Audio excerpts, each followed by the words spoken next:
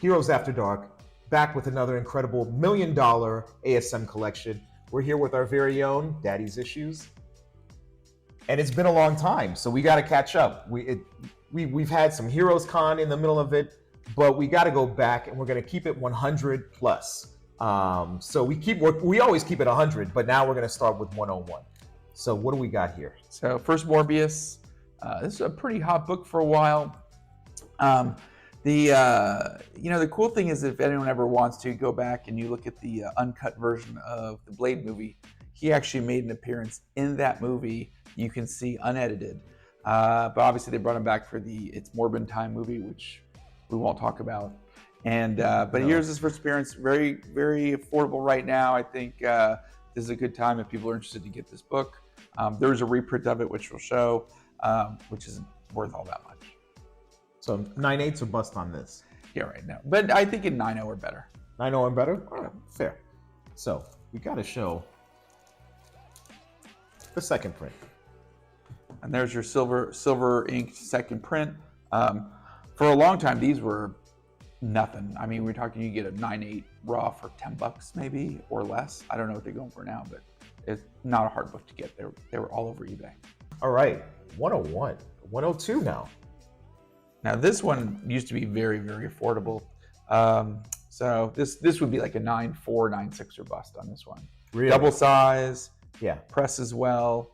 Again, not a hard book to get. These are common in a lot of collections that have, I'd say, Bronze Age-ish books. So this is what, 1971, 70, 71, something like that. This is, should say, 71. Yeah. Good call. So this is before. This predates Giant Size X-Men, Hulk 181, X-Men 94. Because those are 74? 73, 74. Yeah, 74. You're right. Yeah. So this is a good time for Spider-Man. And it's funny, now they're starting to get love, but for the longest time, it was really anything Spider-Man under 101. It was like 101, instead of 100, it was 101 and less. Really got the love. And then everything above that, 102 and up, they were nothing to people. They were, $5 bin, $5. Now, obviously, now things have changed, but for the longest time, they were nothing. Nobody cared other than the keys. Yeah. It's interesting you bring that up because I know some collectors that are still 1 to 100 on ASM, and then they'll jump into a little bit further down. But the 100 to 110, kind of, it's okay. I mean, there's some interesting things, but not anything earth-shattering just yet.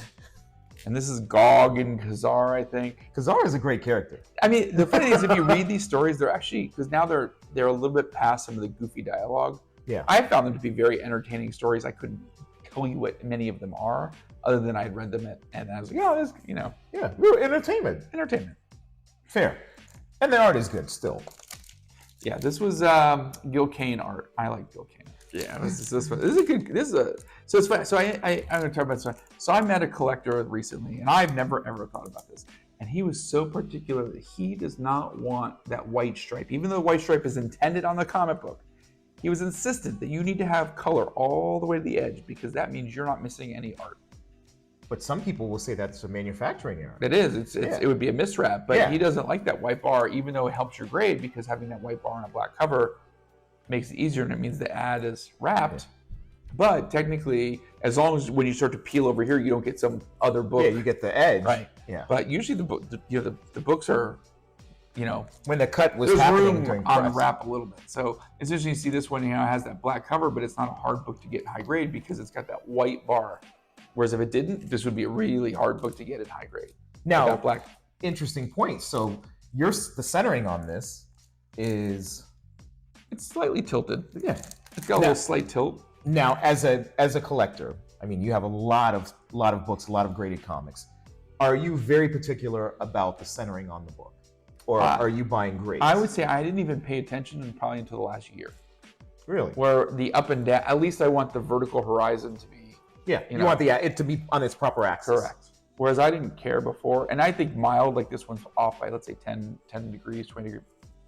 I mean, egregious always, because then you'll get miswraps and other tears and stuff, but slightly tilted, yeah. Now I pay more attention. I didn't used to at all.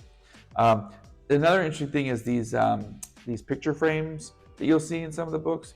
So the picture frame books are actually very, very difficult to get in 9.8 for whatever reason, and it's across the board, all Marvel.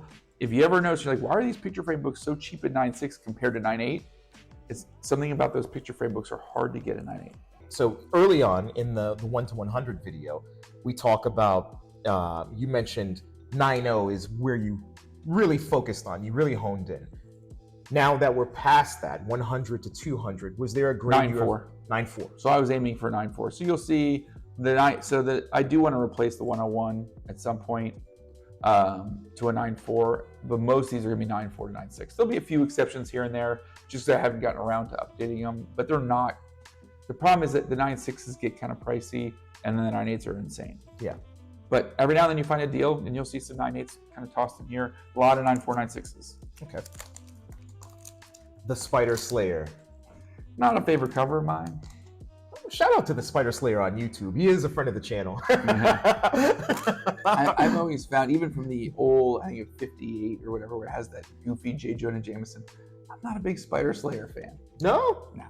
I always found those stories sweet. The story, I read them as a kid. It's entertaining, but it's forgetful. It's uneventful. I liked it more when they would pay people to take on transformations to fight him rather than make robots to fight him. That's just a personal preference. I mean, there you go. Prime example. This to me is a great cover. It is a great cover. Because you're like, who are those people looking at Spider-Man? Like, yeah. I don't think in the story there's really there's no explanation. Not nearly as dramatic as it is on the cover. Yeah, I mean, you're like, is it Elon Musk? Who is watching him? And it wasn't special. But here's the one that's a 9.2, right? So, and actually, it's funny. Whenever I go to shows, this must be a harder one to get because I don't find this one in a 9.6. I always see it in a 9.2 or a 9.0. I don't see, because I'll upgrade it as soon as I can find one, and I just can't. I have not found one yet. No.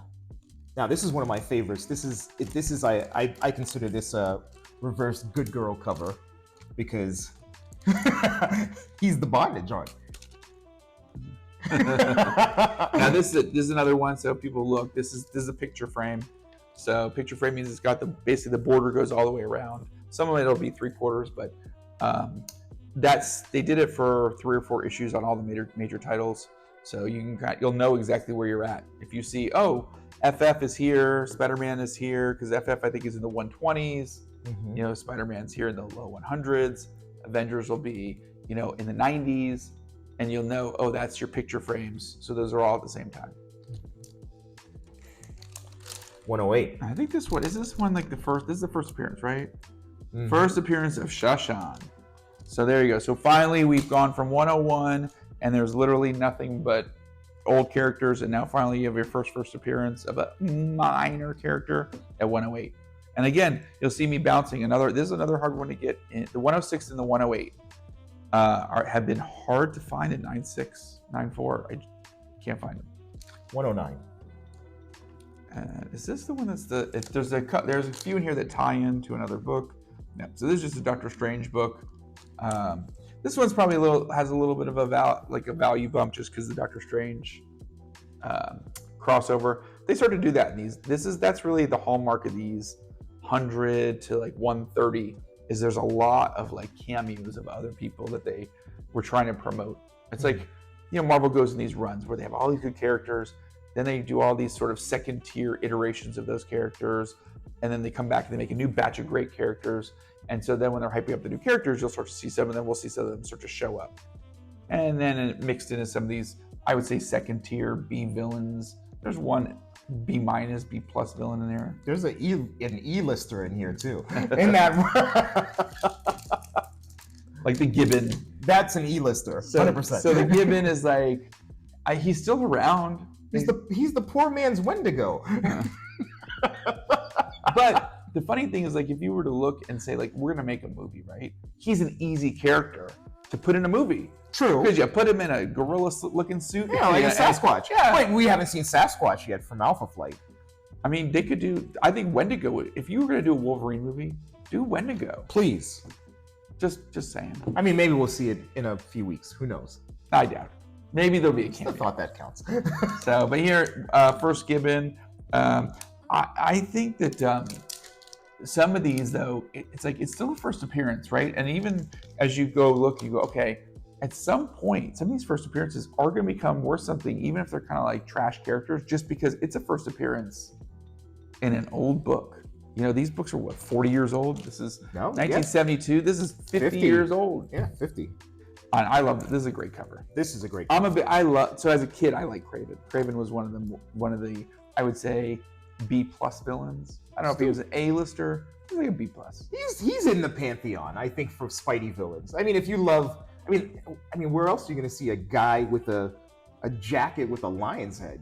True. We'll have the tier list. All of the rogues gallery for Spidey. There's a 200 and something of them that you could say, okay, here's literally the S tier of villains, and here's like the A and the B. Oh, I think that he's on par with Mysterio. The Craven is one of my favorite villains. For costume alone.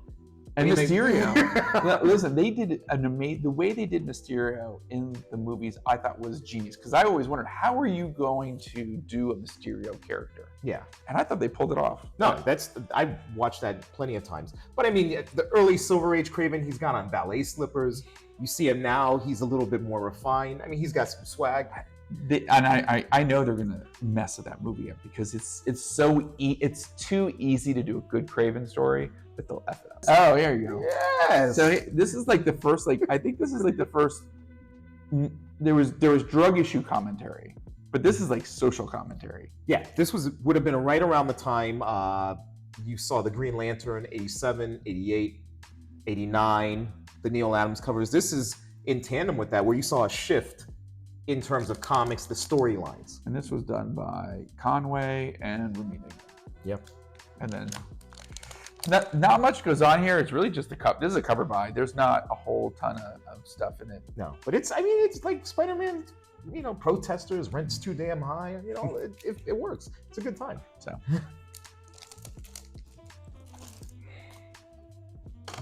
This is 113. All right, so here we are with our first, I would say, where would you put Hammerhead?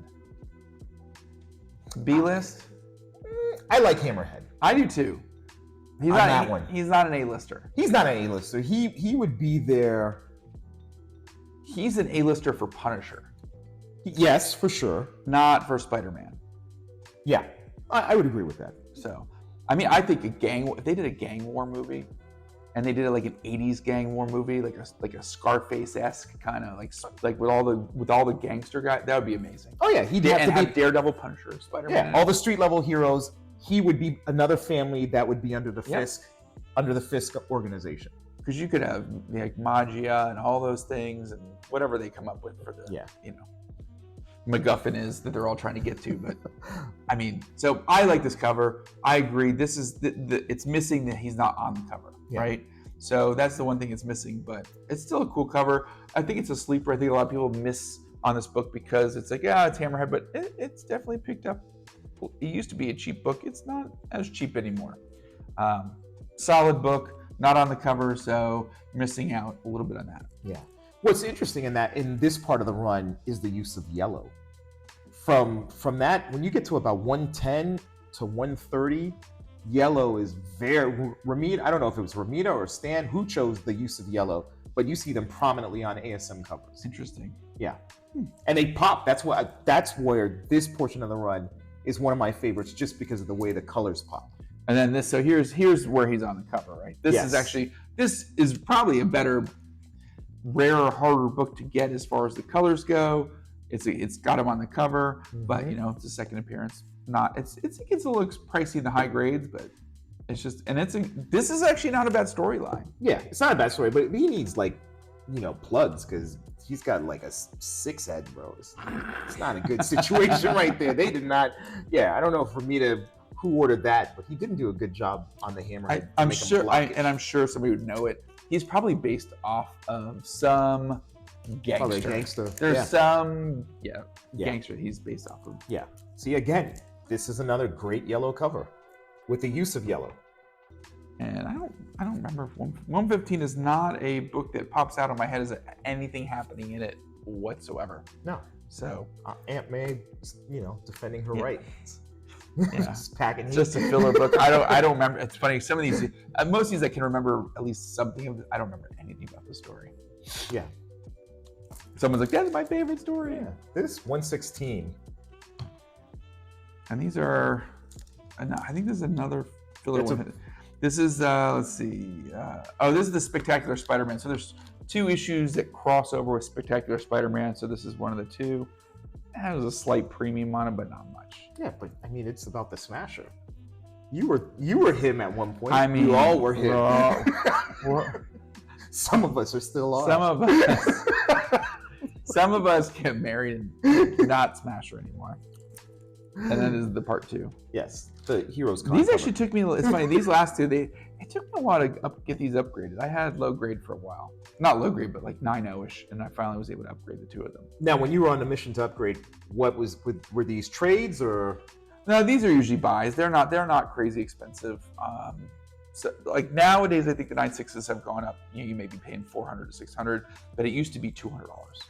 It was just finding them. Yeah. Because a 9.4 would be $100 and a 9.6 would be $200.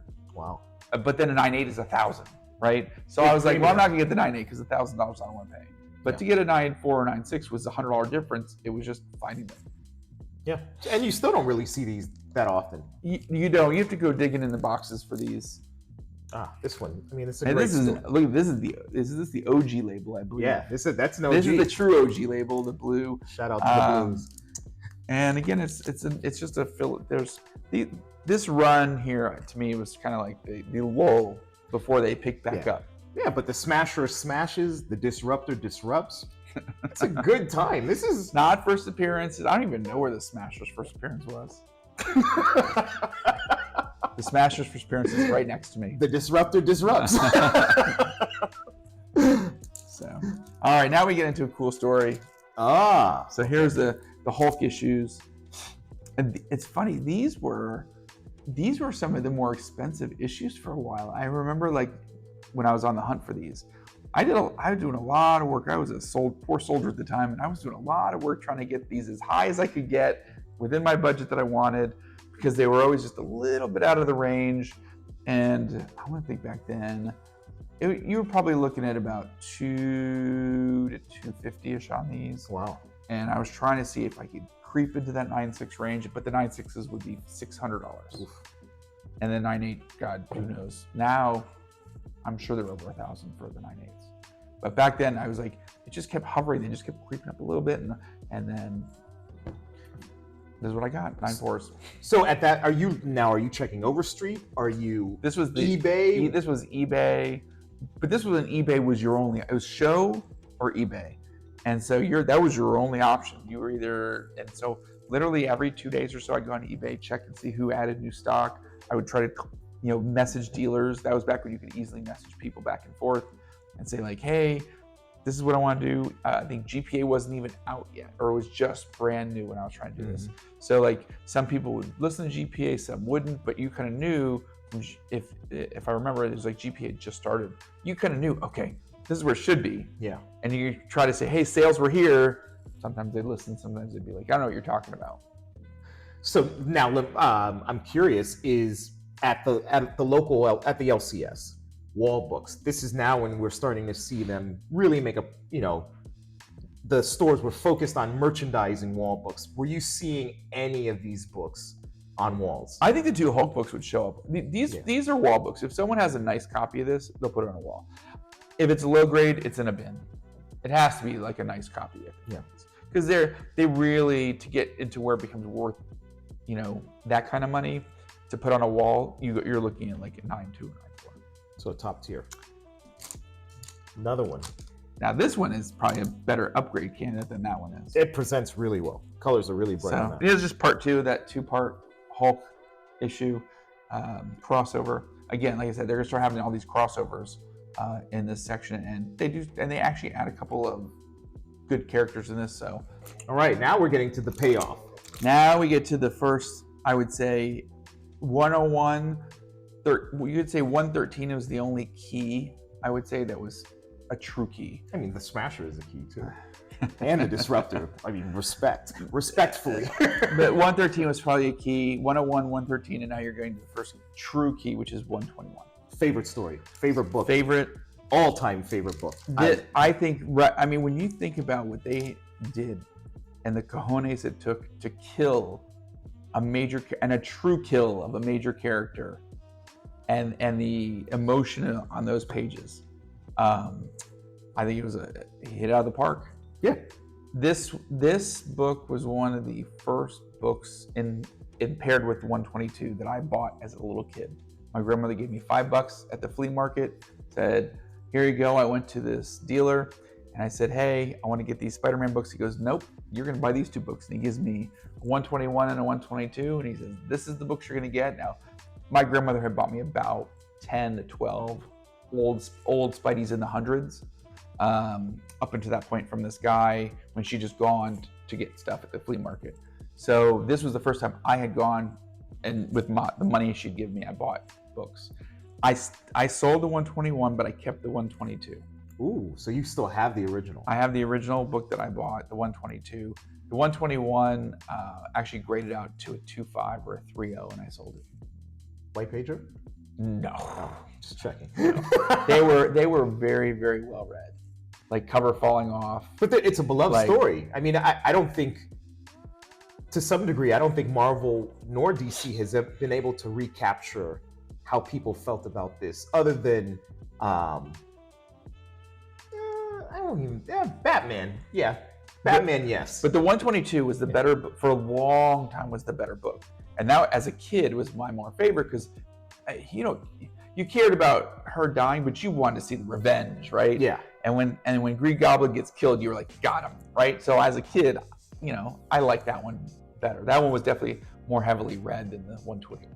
I would agree. 122, the story for a kid, but now looking at it with older eyes, 121 is the one I enjoy the most. And I was surprised because I remember reading it and I was like, it didn't, when you're like 6 years old, you don't comprehend, oh, that's a C-spine snapping, Yeah, you don't know the gravity of it. Yeah, you don't understand. Oh yeah, that he snapped her spine. So it wasn't, you could argue the Goblin killed her, but really he killed her by accident. He gave her a broke back. Not a broke back, a broke neck. I mean, he tore it out the frame. And I think in the movie, didn't they have her hit her head? He catches her, but then she faps her head against the ground, or does he snap? Does she snap the neck? That's the Same way. Yeah. So, and actually, there was some emotional weight. Yeah, there's a lot of gravity to that story.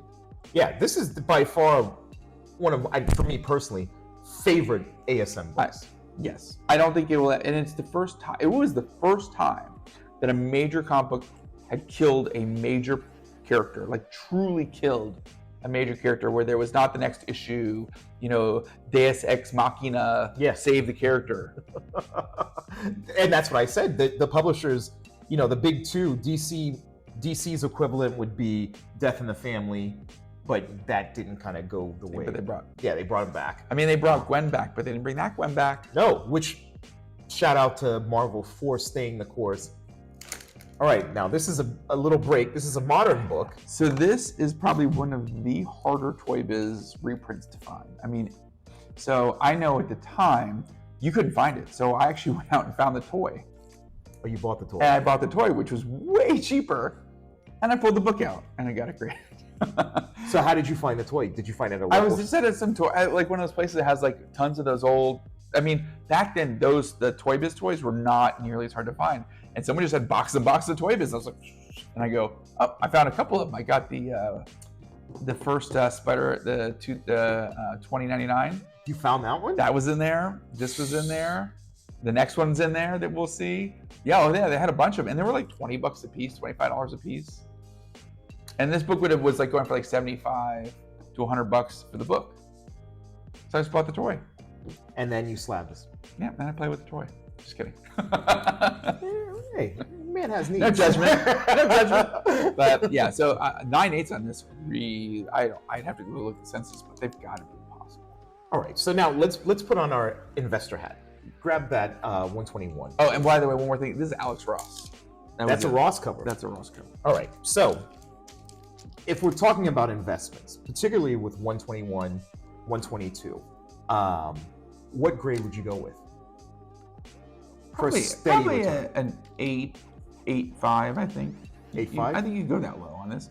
I was shocked at what I got for the 3.0 or the 2.5 or whatever it was. It sells. I mean, I think I sold it for $125, $150. I was like, that was a hell of an investment for a 6-year-old to to buy a book. Yeah. I bought the pair for $5, Yeah, and we're forgetting the other. One of my favorites is the Marvel Tales, which is the building where it says the day Gwen Stacy died, going down the building. That's a phenomenal one too. Good luck finding that at 9.8. You can. I've been looking for it. I think, so if you like the run, if you have those three, the reprint, the real one, and then you've got that, the trifecta. Then maybe you get the foil. What's the new? The new. Yeah, foil. there's a facsimile. I think it's two facsimiles. The shiny facsimile. The shiny one. Yeah. But yeah, that and then there is also a Marvel Tales. 199 or 100 is the true where it looks just like this one. Yeah. Or like this one, sorry. It's that one. Yeah, not that one. Yeah. So, would you go up higher than 9.4 on this? I mean, I think right now it's probably an affordable 9.6 relative to where it's been. 9.8, forget it. 9.8 is probably $25,000. It is. I looked. I don't know. I've been trying to find this book in an investment grade, and I've been on the hunt for it for a latter part about 9 months. I told Comic Champ about it, and he knows that I've been looking for this book. I've not been able to find a high grade past an 8.5. I know that I had a 9.2 for the longest time, and I was like, if it ever goes under 1,000, I'll buy it. And I got that for like 900, 900. So that was, and it dipped. I bought it, and then I was like, okay. Yeah, this is if you go 9.2 and up, 1,000 plus, but it holds its value, and anytime you sell it, you can liquidate pretty quick. That's definitely a book I've noticed that the low grades are way higher because people read it so much. There's a lot of low grades out there. Not very many high. So. But this is the cover. And then this is my favorite one as a kid, which is The Revenge, the death of the Green Goblin, who did not stay dead. No. But actually, at least you could say he had, like steroid formula running through his veins. But and technically, he didn't kill the Green Goblin. The Green Goblin killed himself. Correct. But it was just such a good story. The only contention I have with this is the boots. The Goblin boots? Oh my God, I hate the Goblin boots. You gotta go with the theme. I mean, but imagine if you were some kid hiding under a bed, you saw those feet walk by with those boots, you would crap yourself. I don't know how I would feel. I mean, seeing a man with purple scrunch boots. You would be thinking that though. You'd be I might be thinking I'm going to somebody's dungeon. Yeah, for sure. Yeah, it would be an awkward moment. It's like furry gone bad. I don't think there's anything. Is there anything else in here? No. All right, and now, so this is the normal Toy Biz reprint. So I think that's the other distinguishing thing is that the difference between the reprint of the other one, which was that Ross, and then here just a standard Toy Biz reprint, not as hard to find, but ironically, I actually got less of a grade on it. But I had this one in 9.4 for a while, and I wanted to get the other one to match. Because this one, for some reason, the other one surpassed this one. Like sometimes you see that the giant size one, X-Men '94, where one is the popular one for a while, and all of a sudden one day it switches. So buy those Hulk 180s because you never know. But strong believer of 180. But so the 122 was a lot stronger one now. They were neck and neck. It was funny. You would see them. It would be for a 9.4, it would be like about 1,050. And 950, and then one day it flipped. Yeah, the yellow cover. So I had this for the 950, and then eventually I got the other one for the 8-something. Yeah, I'm telling you, those yellow covers. If there's something significant about those yellow covers, that this portion of the run, all of them stand out. Another yellow cover, and of course, a great story. And this is we talked about this one earlier today. So this is the Luke Cage $50. $50 for hire. I'll make you hire. $50 make you holla. So, and this is again another cameo, right? So we're gonna see a bunch of the cameos. So the Hulk cameo. Now we've got a Cage cameo, and then interspersed in those is going to be first appearances. And actually, I would say you get a couple of good first appearances in here. Yeah, You know, I like this portion. Like, of the book. mediocre first appearances in the 120s. Yeah, 129 C-listers maybe. C-list heroes or anti-heroes. So just this is kind of just a funny, quirky thing. I think it is their first meeting though. It is. If I'm correct. Yeah, that's first meeting in ASM. Yep. And that's the Luke Cage with the tiara. Yeah. Yeah. He's a bad man. It takes a brave man to wear a tiara. When's the last time you wore your tiara? I might consider it. When I turned 15. All right, so it's funny. This was not a huge book for a long time with the Man-Wolf stuff, and then it just kind of took off. And I snagged this book. This was a steal. I got this book for $275 and a 9.6. Where was this at? Just a show. And I remember because the book had taken a dip, and all of a sudden, I mean, now this is probably $800 or so, I guess. But at the time, I remember it was like about a $400 book. Took a little dip. I got the guy under with cash, and then struck. The story is actually pretty good. I think that they did a very good job kind of bringing it full circle, even with when you go back to the J. Jonah stories later on. I think they actually did a good job. These are a little more cheesy in the beginning, but yeah, I think it's great stories. This one, I only contention I had was the car they used. What was what year was that? This is 70. Where is it? It's like 75. 73. 73. So why did they have? I don't know what that. It looks like a Model T. I don't know. I mean, but yeah, just part two just kind of wraps up that first storyline. I don't remember. I think this is the one where they reveal that it's his son. Yes. And J. Jonah Conan, he knew, or he did. I forget. I do like the fact that this actually has to do with Venom now, right? Because doesn't Venom there's some kind of connection between this space rock and the symbiote as well that gets, I don't even know, don't ask. Somebody in the comments may know, but somewhere they tie in that space rock and Venom. It could be maybe it was in the movies. It's the movies. But either way, it kind of wraps it up. Good book. I had this one, the 9.6, so I was glad I was able to make a match. Yes. And then of course, another first appearance. One of Australia's favorites. The Kangaroo, which is kind of like the Daredevil, Stiltman. He is the Leaper. Oh yeah, the Leaper, Stiltman. Daredevil had some. And now you got this guy. Awful. Another jumper. I mean, why? That was the question, why? And why are you jumping several hundred feet in the air? Well, he's a kangaroo. Well, there you go. So he should be good at boxing and jumping. Is his first name Joey? I don't think so. His first name, let's see. Actually, they didn't even put his name on the cover. That's how good it is. So, but so C-lister first appearance. I think he was a Q-lister. This is the Boogie Down cover. And I don't think there's anything. This is like another one of those filler issues, right? Yeah. Nothing Nothing in this. Not even a good cover. Nothing. I mean, the bell bottoms. No, it's a vibe. It's a filler. Yeah. This book's probably nothing still to this day. I would dare say next. This one. And like I said, a lot of C-listers show up in these. Q-listers. I think we're getting close. So 128. This was the Vulture, and they start doing these this is actually technically a first of the new people start rotating through the Vulture. Yeah. This is another one of those.